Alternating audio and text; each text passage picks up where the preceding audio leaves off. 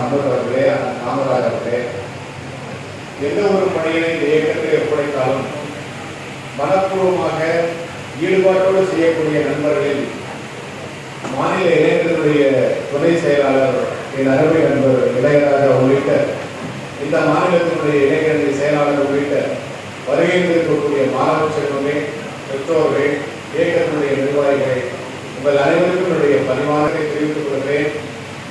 என்ன மனநிலை இல்லாத இருக்கீங்கன்னா, காலையிலேருந்து எப்படி பேச போறோம், எப்போ கூப்பிட போறாங்கன்னு தெரிஞ்சேன். இப்போ யாருக்கு பிரைஸ் கொடுக்க போறாங்கிற ஒரு பெரிய டென்ஷன். இந்த இடைப்பட்ட நேரத்தில் தான் நம்ம சுருக்கமாக நம்முடைய கருத்துக்களை உள்வாங்கி நீங்க பேசிய காமராஜர் சொன்னதை போல இந்த பேச்சு போட்டியில் கொடுக்கப்பட்ட தலைப்புகளிலே ஒன்று பேசியே வளர்ந்த இயக்கம் திராவிட முன்னேற்ற கழகம் அப்படின்னு ஒரு தலைப்பு. எல்லாரும் பார்த்தீங்களா? இந்த பேச்சு என்பது சாதாரண விஷயம் அல்ல. இன்றைக்கு இந்த மேடையிலே இருந்து நீங்கள் பேசுவதை எல்லாம் சேகரித்து ஒரு முடிவு சொல்லக்கூடிய இடத்தில் நான் ஒருவனாக இங்கே அமர்ந்திருக்கிறேன் என்று சொன்னால், ஒரு 25 ஆண்டுகளுக்கு முன்னால் குத்தாலம் ஒன்றியத்தில் இருக்கக்கூடிய ஒவ்வொரு என்கிற ஊராட்சியில் அண்ணன் நாஞ்சில் சம்பத் அவர்கள் சற்றேறக்குறைய 2 மணி நேரம் அந்த ஊராட்சியை உரையாற்றியதை எல்லாம் கேட்டதன் காரணமாக பல்வேறு அரசியல் தலைவர்களுடைய பேச்சு, கலைஞருடைய பேச்சு, இன்னும் பல்வேறு தலைவர்களுடைய பேச்சுக்களை எல்லாம் கேட்டதன் காரணமாக ஏற்பட்ட உந்துதலின் அடிப்படையே திராவிட முன்னேற்ற கழகத்தில் தங்களுடைய பேச்சாளராக இணைத்துக் கொண்டு இவ்விடத்திற்கு வருவதற்காக அடித்தளமாக அமைந்தது நீங்கள் எல்லோரும் கலந்து கொண்ட இது போன்ற மேடைகள் தான் என்பதை நீங்கள் முதலிலே உணர்ந்து கொள்ள வேண்டும். காரணம், கலந்து கொண்டோம், பேசினோம், நானா பிரைஸ் கொடுத்தாரு, வாங்கி போனோம், அது இல்லை. இதற்கு அடுத்து இங்கே சொல்லப்பட்டிருக்கக்கூடிய கருத்துக்கள், இங்கே அந்த நாஞ்சில் சம்பத் அவர்கள் ஒரு சொற்பொழிவாளரும் பேசி முடித்ததற்கு முன்னால் ஒரு அட்வைஸ் கொடுத்தாங்க. நீ இன்னும் உச்சரிப்பை கூட்டிக்கணும், நீ இன்னும் தலைப்புக்குள்ள நின்று பேசணும், நீ இன்னும் உன்னை மேன்மைப்படுத்திக்கணும், மேடையில பேசும்போது ஏற்ற இறக்கத்தோடு பேசணும், எப்படி பல்வேறு உங்களுக்கு அறிவுரைகளை எல்லாம் வழங்கினார். அந்த அறிவுரைகளை எல்லாம் மனதிலே வைத்துக் கொண்டு சில பேர் ரொம்ப ஆச்சரியப்படக்கூடிய அளவுக்கு கூட பேசுனீங்க. இன்னும் சொல்ல போனா தருமபுரி, கிருஷ்ணகிரி, கரூர், திருப்பூர் மாவட்டங்கள்லாம் நாங்கள்லாம் கலந்துக்கிற பொழுது மாநில சுயாட்சி அப்படிங்கிறது ரொம்ப ஒரு ஆழமான சப்ஜெக்ட். அதை கூட இன்றைக்கு இருக்கக்கூடிய தலைமுறையை சார்ந்த தம்பிமார்கள், சகோதரிகள் மிக லாபகமாக கையாண்டதை எல்லாம் நாங்கள் பார்த்தோம். இதற்கு அடிப்படையான காரணம், இந்த இயக்கத்தை எதிர்காலத்தில் வழிநடத்த இருக்கிற அருமையான உதயநிதி ஸ்டாலின் அவர்கள் அடுத்த தலைமுறைக்கு இந்த இயக்கத்தை கடத்துங்கள் என்கிற இந்த முயற்சியை தான் இன்றைக்கு நாடு முழுவதும் நாங்கள் எடுத்துக் கொண்டிருக்கிறோம். காரணம், நீங்க காமராஜர் அவர்கள் சொன்னதை போல இது பேச்சு போட்டி அல்ல, இது ஒரு சிறப்பு பேச்சாளர்கள், சிறந்த பேச்சாளர்களை தயார் செய்யக்கூடிய பேசக்கூடியவர்களுடன் இதை கலந்து கொள்ள முடியாதவர்களாக இருக்கலாம். ஆனால் எதிர்காலத்தில் அவர்களுக்கான அந்த வாய்ப்பு வழங்கப்படும். இதற்கான அடிப்படை நோக்கம் என்னவென்று சொன்னால், இங்கே காமராஜர் அவர்கள் சொன்னால் 3 பரிசுகள் தான் எல்லா மாவட்டங்களிலும் எல்லா பேச்சு போட்டிகளிலும் இருக்கும். அல்லது ஒரு 2-3 ஆறுதல் பரிசுகள் இருக்கும்.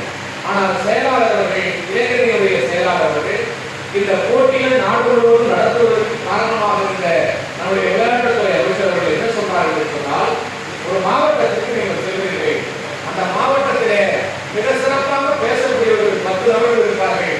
நீங்கள் அது மிக நெறிமுறைகளை பயன்படுத்தி 3 பேரை தேர்வு செய்வதை விட இந்த 10 பேச்சாளர்கள் இருக்கிறார்கள் என்று சொன்னால் அந்த 10 பேரையும் மண்டல தேர்வுக்கு அனுப்புங்கள்.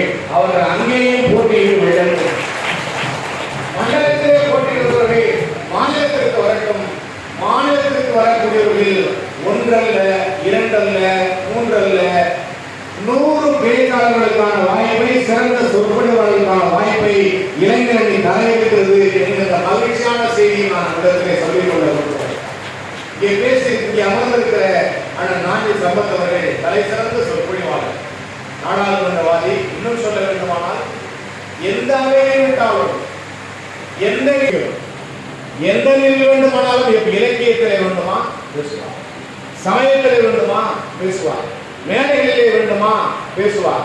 சொற்பொழிவாளர்களை தயார் செய்வதற்கான உந்து சக்தியான மோட்டிவேஷன் ஸ்பீச் என்று சொல்கிறார்களே, ஒரு உந்து சக்தியான பேச்சை தர வேண்டுமா அதையும் பேசுவார். இப்படி பன்முகத்தன்மை கொண்ட ஒரு நடுவரால் இன்றைக்கு நீங்கள் எல்லோரும் தேர்வு செய்யப்பட்டிருக்கிறீர்கள், பார்வை செய்யப்பட்டிருக்கிறீர்கள் என்ற மகிழ்ச்சியான செய்தியோடு ஒன்றே ஒன்று இருக்கக்கூடிய என்னுடைய குடும்ப நண்பர், இன்னும் சொல்ல வேண்டுமானால் நான் எவ்வளவு பிள்ளைகள் இருந்து பார்க்கக்கூடிய ஒருவர். இன்னைக்கு நானாட்ட ஒரு பெரிய விஷயத்தை தெளிவுபடுத்திருக்கேன். எந்த சூழலையும் எப்படிப்பட்ட கோயில் அரசியல் அடித்தாலும் சரி, எவ்வளவு பெரிய சுனாமி காரைக்காலே போனாலும் சரி, இந்த இளமையினுடைய சுற்றம்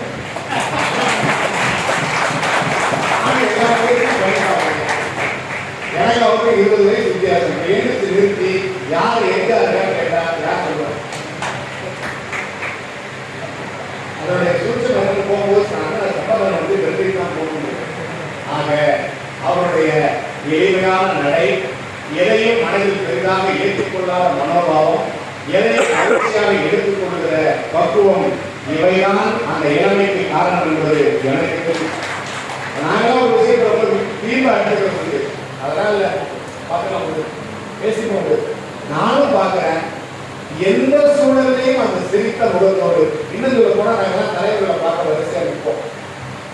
எல்லாரும் தள்ளி சொல்லி மொழி சட்டையாக நஷ்டம் அப்படியே கேஷுவலா பண்ணி வருவார். நான் கேட்பேன், ஏதாவது பயம் இல்லை, அவர் மட்டும் அப்படியே எடுத்து போவாரு. நம்ம அவசரப்பட்டு போவோம், ஏன் அவசரப்படுவீங்க? அதையும் சாதாரணமாக தான் சொல்லுவோம். ஆக இங்கே தெரிந்து கொள்ள வேண்டியது, அண்ணன் சம்பத் அவர்களைப் போல மிகச்சிறந்த சொற்பொழிவாளராக வருவது எப்படி, அண்ணன் மரியாதைக்குரிய நம்முடைய நாஜிம் அவர்களைப் போல எப்பொழுதும் மகிழ்ச்சியோடும் இளமையோடும் இருப்பது எப்படி என்பதை இந்த அவையை நீங்கள் எல்லாம் கற்றுக்கொள்ள வேண்டும் என்று கேட்டு, பரிசு வரக்கூடிய நீங்கள் உங்கள் எல்லோருக்கும் என்னுடைய வாழ்த்துக்கள். பரிசுகளை இழந்தவர்கள் என்பதல்ல, அடுத்த வாய்ப்புக்கு தயாராக இருக்கக்கூடிய உங்களுக்கும் என்னுடைய வாழ்த்துக்களை தெரிவித்து, நிகழ்ச்சியை சிறப்பாக செய்த இளைஞர்களை சார்ந்த தம்பிமார்களுக்கும் மாவட்ட மாநில நிர்வாகத்திற்கும் மாவட்ட நிர்வாகத்திற்கும் வாழ்த்துக்களை தெரிவித்து விடைபெறுகிறேன்.